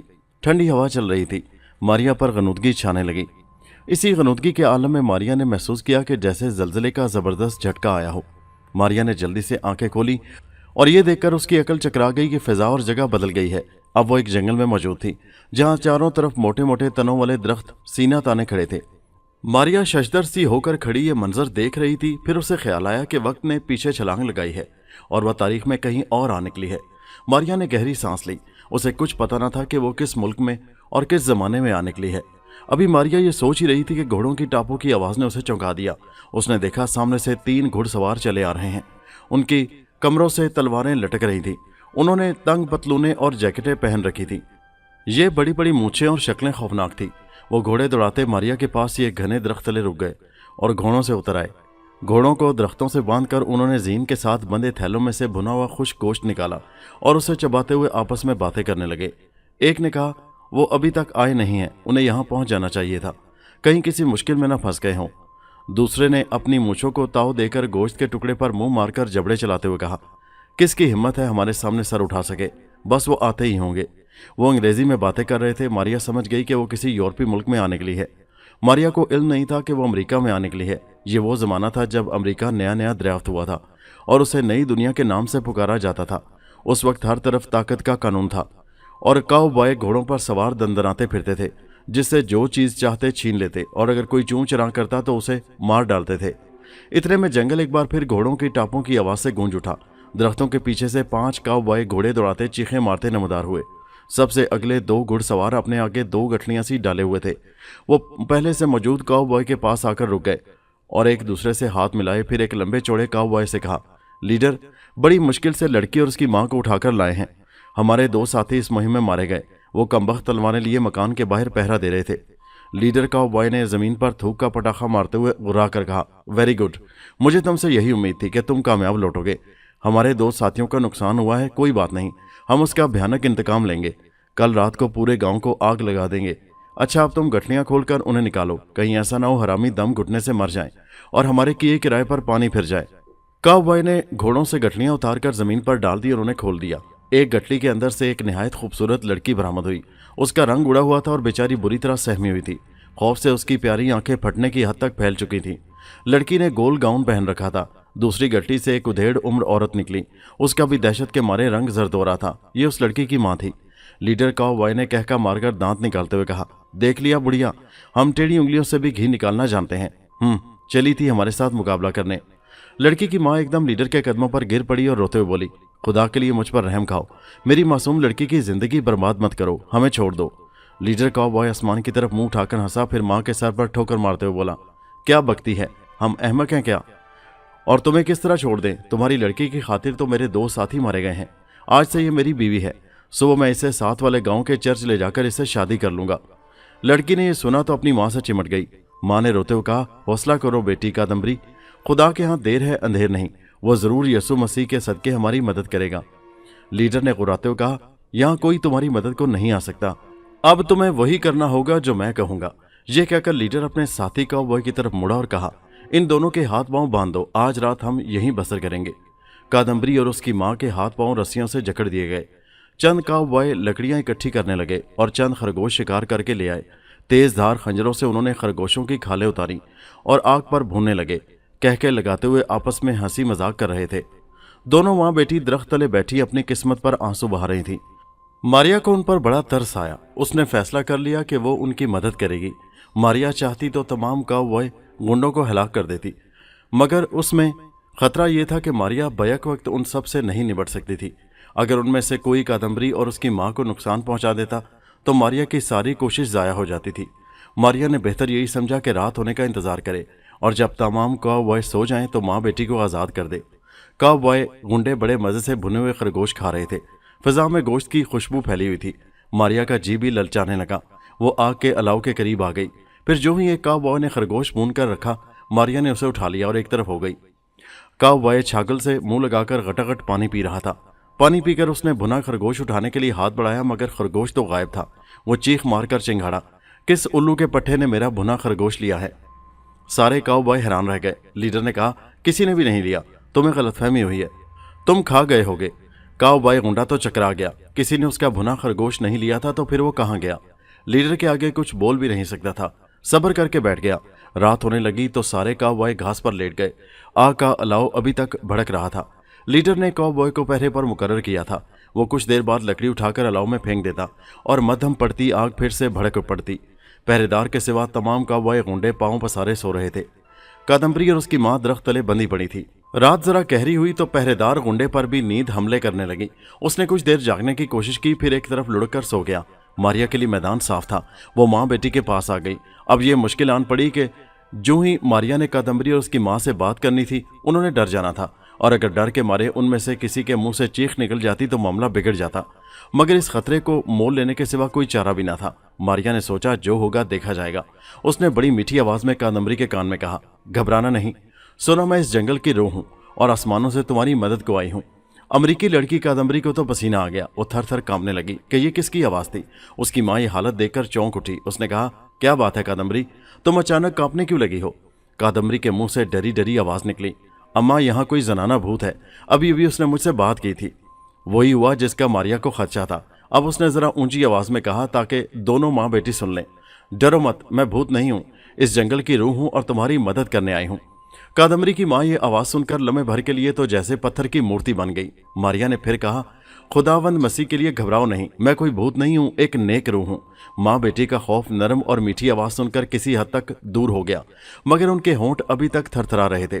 कादम्बरी ने कहा, ए नेकरू, हमें इन जालिम गुंडों के चुंगल से निजात दिलाओ, ये हमें घर से उठा लाए हैं। मारिया बोली, मेरी बच्ची, मैं सब जानती हूँ और तुम्हें आज़ाद कराने आई हूँ। मारिया ने माँ बेटी दोनों के हाथ पांव खोल दिए और कहा, खामोशी से कोई आवाज पैदा किए बगैर उठकर घोड़ों की तरफ आ जाओ, मैं 2 घोड़े खोलती हूँ, तुम उन पर सवार हो जाना। दोनों माँ बेटी ने ऐसा ही किया। वो बड़ी होशियारी से चलती हुई काउबॉय गुंडों के दरमियान से होकर घोड़ों की तरफ आ गईं, लेकिन उनकी बदकिस्मती के अचानक कादम्बरी का पांव एक पत्थर से फिसल गया और वह धड़ाम से जमीन पर गिर पड़ी। गिरने की जोरदार आवाज से एक गुंडे की आंख खुल गई। वो चीखा, होशियार, जागो, शिकार भाग रहा है। ये कहते हुए तलवार सौंधकर माँ बेटी की तरफ लपका। बाकी गुंडे भी शोर सुनते ही हड़बड़ाकर उठे और उन्होंने आनन फानन कादम्बरी और उसकी माँ को काबू कर लिया और घसीटते हुए उस दरख्त के नीचे ले आए जहां रस्सियां पड़ी हुई थी। लीडर काऊ बॉय गुंडा गुस्से से आग बबूला हो रहा था। उसने चीखते हुए कहा, इन्होंने रस्सियां किस तरह खोल ली? जरूर किसी ने इनकी मदद की है। एक गुंडे ने डरते डरते कहा, लीडर यहाँ कौन आ सकता है? मालूम होता है रस्सियां कसकर नहीं बांधी गई थी और ढीली रह गईं। इन मकार औरतों ने मौका पाकर उन्हें खोल लिया और भाग खड़ी हुई। लीडर काउबॉय को इस बात पर यकीन आ गया। उसने कादम्बरी के मुंह पर थप्पड़ मारते हुए कहा, अगर मैंने तुमसे शादी न करनी होती तो अभी तुम्हें कत्ल कर देता। तुम्हें मुझे धोखा देने की हिम्मत किस तरह हुई? माँ बेटी ने कुछ न कहा। वो तो आसमानी रूह की मदद का इंतजार कर रही थी। मारिया ये सब देख रही थी, मगर कुछ सोचकर उसने खामोश रहना ही बेहतर समझा था। उधर लीडर गुंडा पहरेदार पर बरस रहा था। हरामखोर, मैंने तुम्हें पहरे पर मुकर्रर किया था और तुम सो गए। अगर ये औरतें भाग जाने में कामयाब हो जाती तो ये नुकसान किसने पूरा करना था? पहरेदार गुंडा लरज रहा था। उसने हाथ जोड़ते हुए कहा, लीडर गलती हो गई, माफ कर दो। आइंदा मुझसे ऐसी गलती हरगिज ना होगी। लीडर काउबॉय ने कहा, ठीक है, इस मर्तबा छोड़े देता हूं। फिर कभी ऐसी हरकत की तो खाल उतरवाकर उसमें भुस भरवा दूंगा। रात अभी आधी से ज्यादा बाकी थी। कुछ देर तो हंगामा बरपा रहा। फिर काउबॉय गुंडे ने दोबारा सोने की तैयारी करने लगे। इस मर्तबा लीडर ने 2 गुंडों को पहरे पर मुकर्रर किया था। 1 घंटा तक पहरेदारों के सिवा बाकी गुंडे फिर नींद की आगोश में गुम हो चुके थे। मारिया ने अब यह फैसला किया कि गुंडों से दूसरे तरीके से निपटा जाए। वो माँ बेटी के पास आ गई और बोली, तुम्हारी बेहतियाती ने सारा मामला बिगाड़ दिया। बहरहाल फिक्र मत करो, अब मैं किसी गुंडे को जिंदा न छोड़ूंगी। कादम्बरी ने सर झुकाकर कहा, ऐ नेकरू, मैं शर्मिंदा हूं कि मुझसे गलती हुई। पहरेदार गुंडे के कान कुछ ज्यादा ही तेज थे। उसने खुसर फुसर की आवाजें सुन ली और अपनी जगह बैठा हुआ ललकारा, ये तुम क्या मकारियां सोच रही हो? चुपचाप पड़ी रहो और अब भागने का मत सोचना। मारिया ने दिल में कहा, ले बच्चू, पहले तो मैं तेरा काम तमाम करूंगी। बड़ी बक बक कर रहा है। मारिया उठकर सोए हुए काउबॉय गुंडों में आ गई। उसने बड़ी एहतियात से कोई आवाज पैदा किए बगैर लीडर गुंडे की न्याम से तलवार खींच ली। तलवार मारिया के हाथ में आते ही नजरों से ओझल हो गई थी। तलवार संभाले मारिया दबे कदमों पहरेदार गुंडे की तरफ आने लगी। पहरेदार बड़े मजे से आपस में बातें कर रहे थे। उनके तो वहमो गुमान में भी ये बात ना आ सकती थी कि मौत बड़ी तेजी से उन्हें दबोचने के लिए बढ़ती चली आ रही है। पास आकर मारिया ने तलवार हवा में बुलंद की और एक पहरेदार गुंडे की गर्दन पर भरपूर वार किया। गुंडे की गर्दन कटकर परे जा गिरी। वो वहीं ढेर हो गया। दूसरे पहरेदार ने यह देखा तो हैरत से बुत बन गया और इससे पहले कि उसके हवास ठिकाने आते, मारिया उसकी गर्दन भी तन से जुदा कर चुकी थी। पहरेदार गुंडों को जहन्नम वासिल करने के बाद मारिया ने सोए पड़े गुंडों की तरफ मुतवज्जो हुई। उसने 2 और गुंडों को कोई आवाज निकाले बगैर मौत की वादी में धकेल दिया। अब मारिया 5वें गुंडे को मारने जा रही थी कि यकायक एक पत्थर उसकी ठोकर लगने से लुढ़कते हुए डाकू को जा लगा। वो बदबख्त फौरन उठ बैठा। उसने आसपास देखा, कोई न था। वो जमा ही लेकर सोने ही लगा था कि उसकी नजर कत्ल हुए साथियों पर पड़ गई। वो यूं उछला जैसे सांप पर पांव आ गया हो। उसके हलक से एक जबरदस्त चीख बुलंद हुई, जागो, दुश्मन ने हमला कर दिया है। हमारे 4 साथी कत्ल कर दिए। जागो जागो। काउबॉय गुंडे उठ बैठे। शोर मच गया। लीडर गुंडे ने अपनी तलवार निकालना चाही, मगर तलवार होती तो उसे मिलती। तलवार तो उस वक्त मारिया के हाथ में थी। लीडर गुंडे ने चिल्लाकर कहा, दुश्मन मेरी तलवार भी ले गया है। साथियों, वो यहीं कहीं होगा, बचने न पाए। गुंडे तलवारें संभाले इधर उधर दरख्तों में फैल गए। लीडर गुंडे ने पेटी में लगा खंजर निकाल लिया था। वो कादम्बरी और उसकी मां के पास आ गया और दांत कटकटाते हुए गुस्से से बोला, वो यकीनन तुम्हारे साथी हैं। उन्होंने हमारे 4 बेहतरीन आदमी मार डाले हैं। उन्हें कच्चा चबा जाऊंगा मैं। कादम्बरी की मां ने कहा, हमारा कोई साथी नहीं है। हम तो सोई पड़ी थी कि चीखों पुकार से जाग उठी। लीडर गुंडा चीखा, तुम झूठ बोलती हो। मैं तुम दोनों को अब जिंदा नहीं छोड़ूंगा। तुम्हारे टुकड़े टुकड़े कर दूंगा। लीडर काउबॉय गुंडे ने खंजर फिजा में बुलंद किया। उसी वक्त मारिया ने लपक कर उसका बाजू पकड़ लिया। गुंडा झंझलाकर पलटा और फिर उसकी आंखें हैरत से खुल गईं।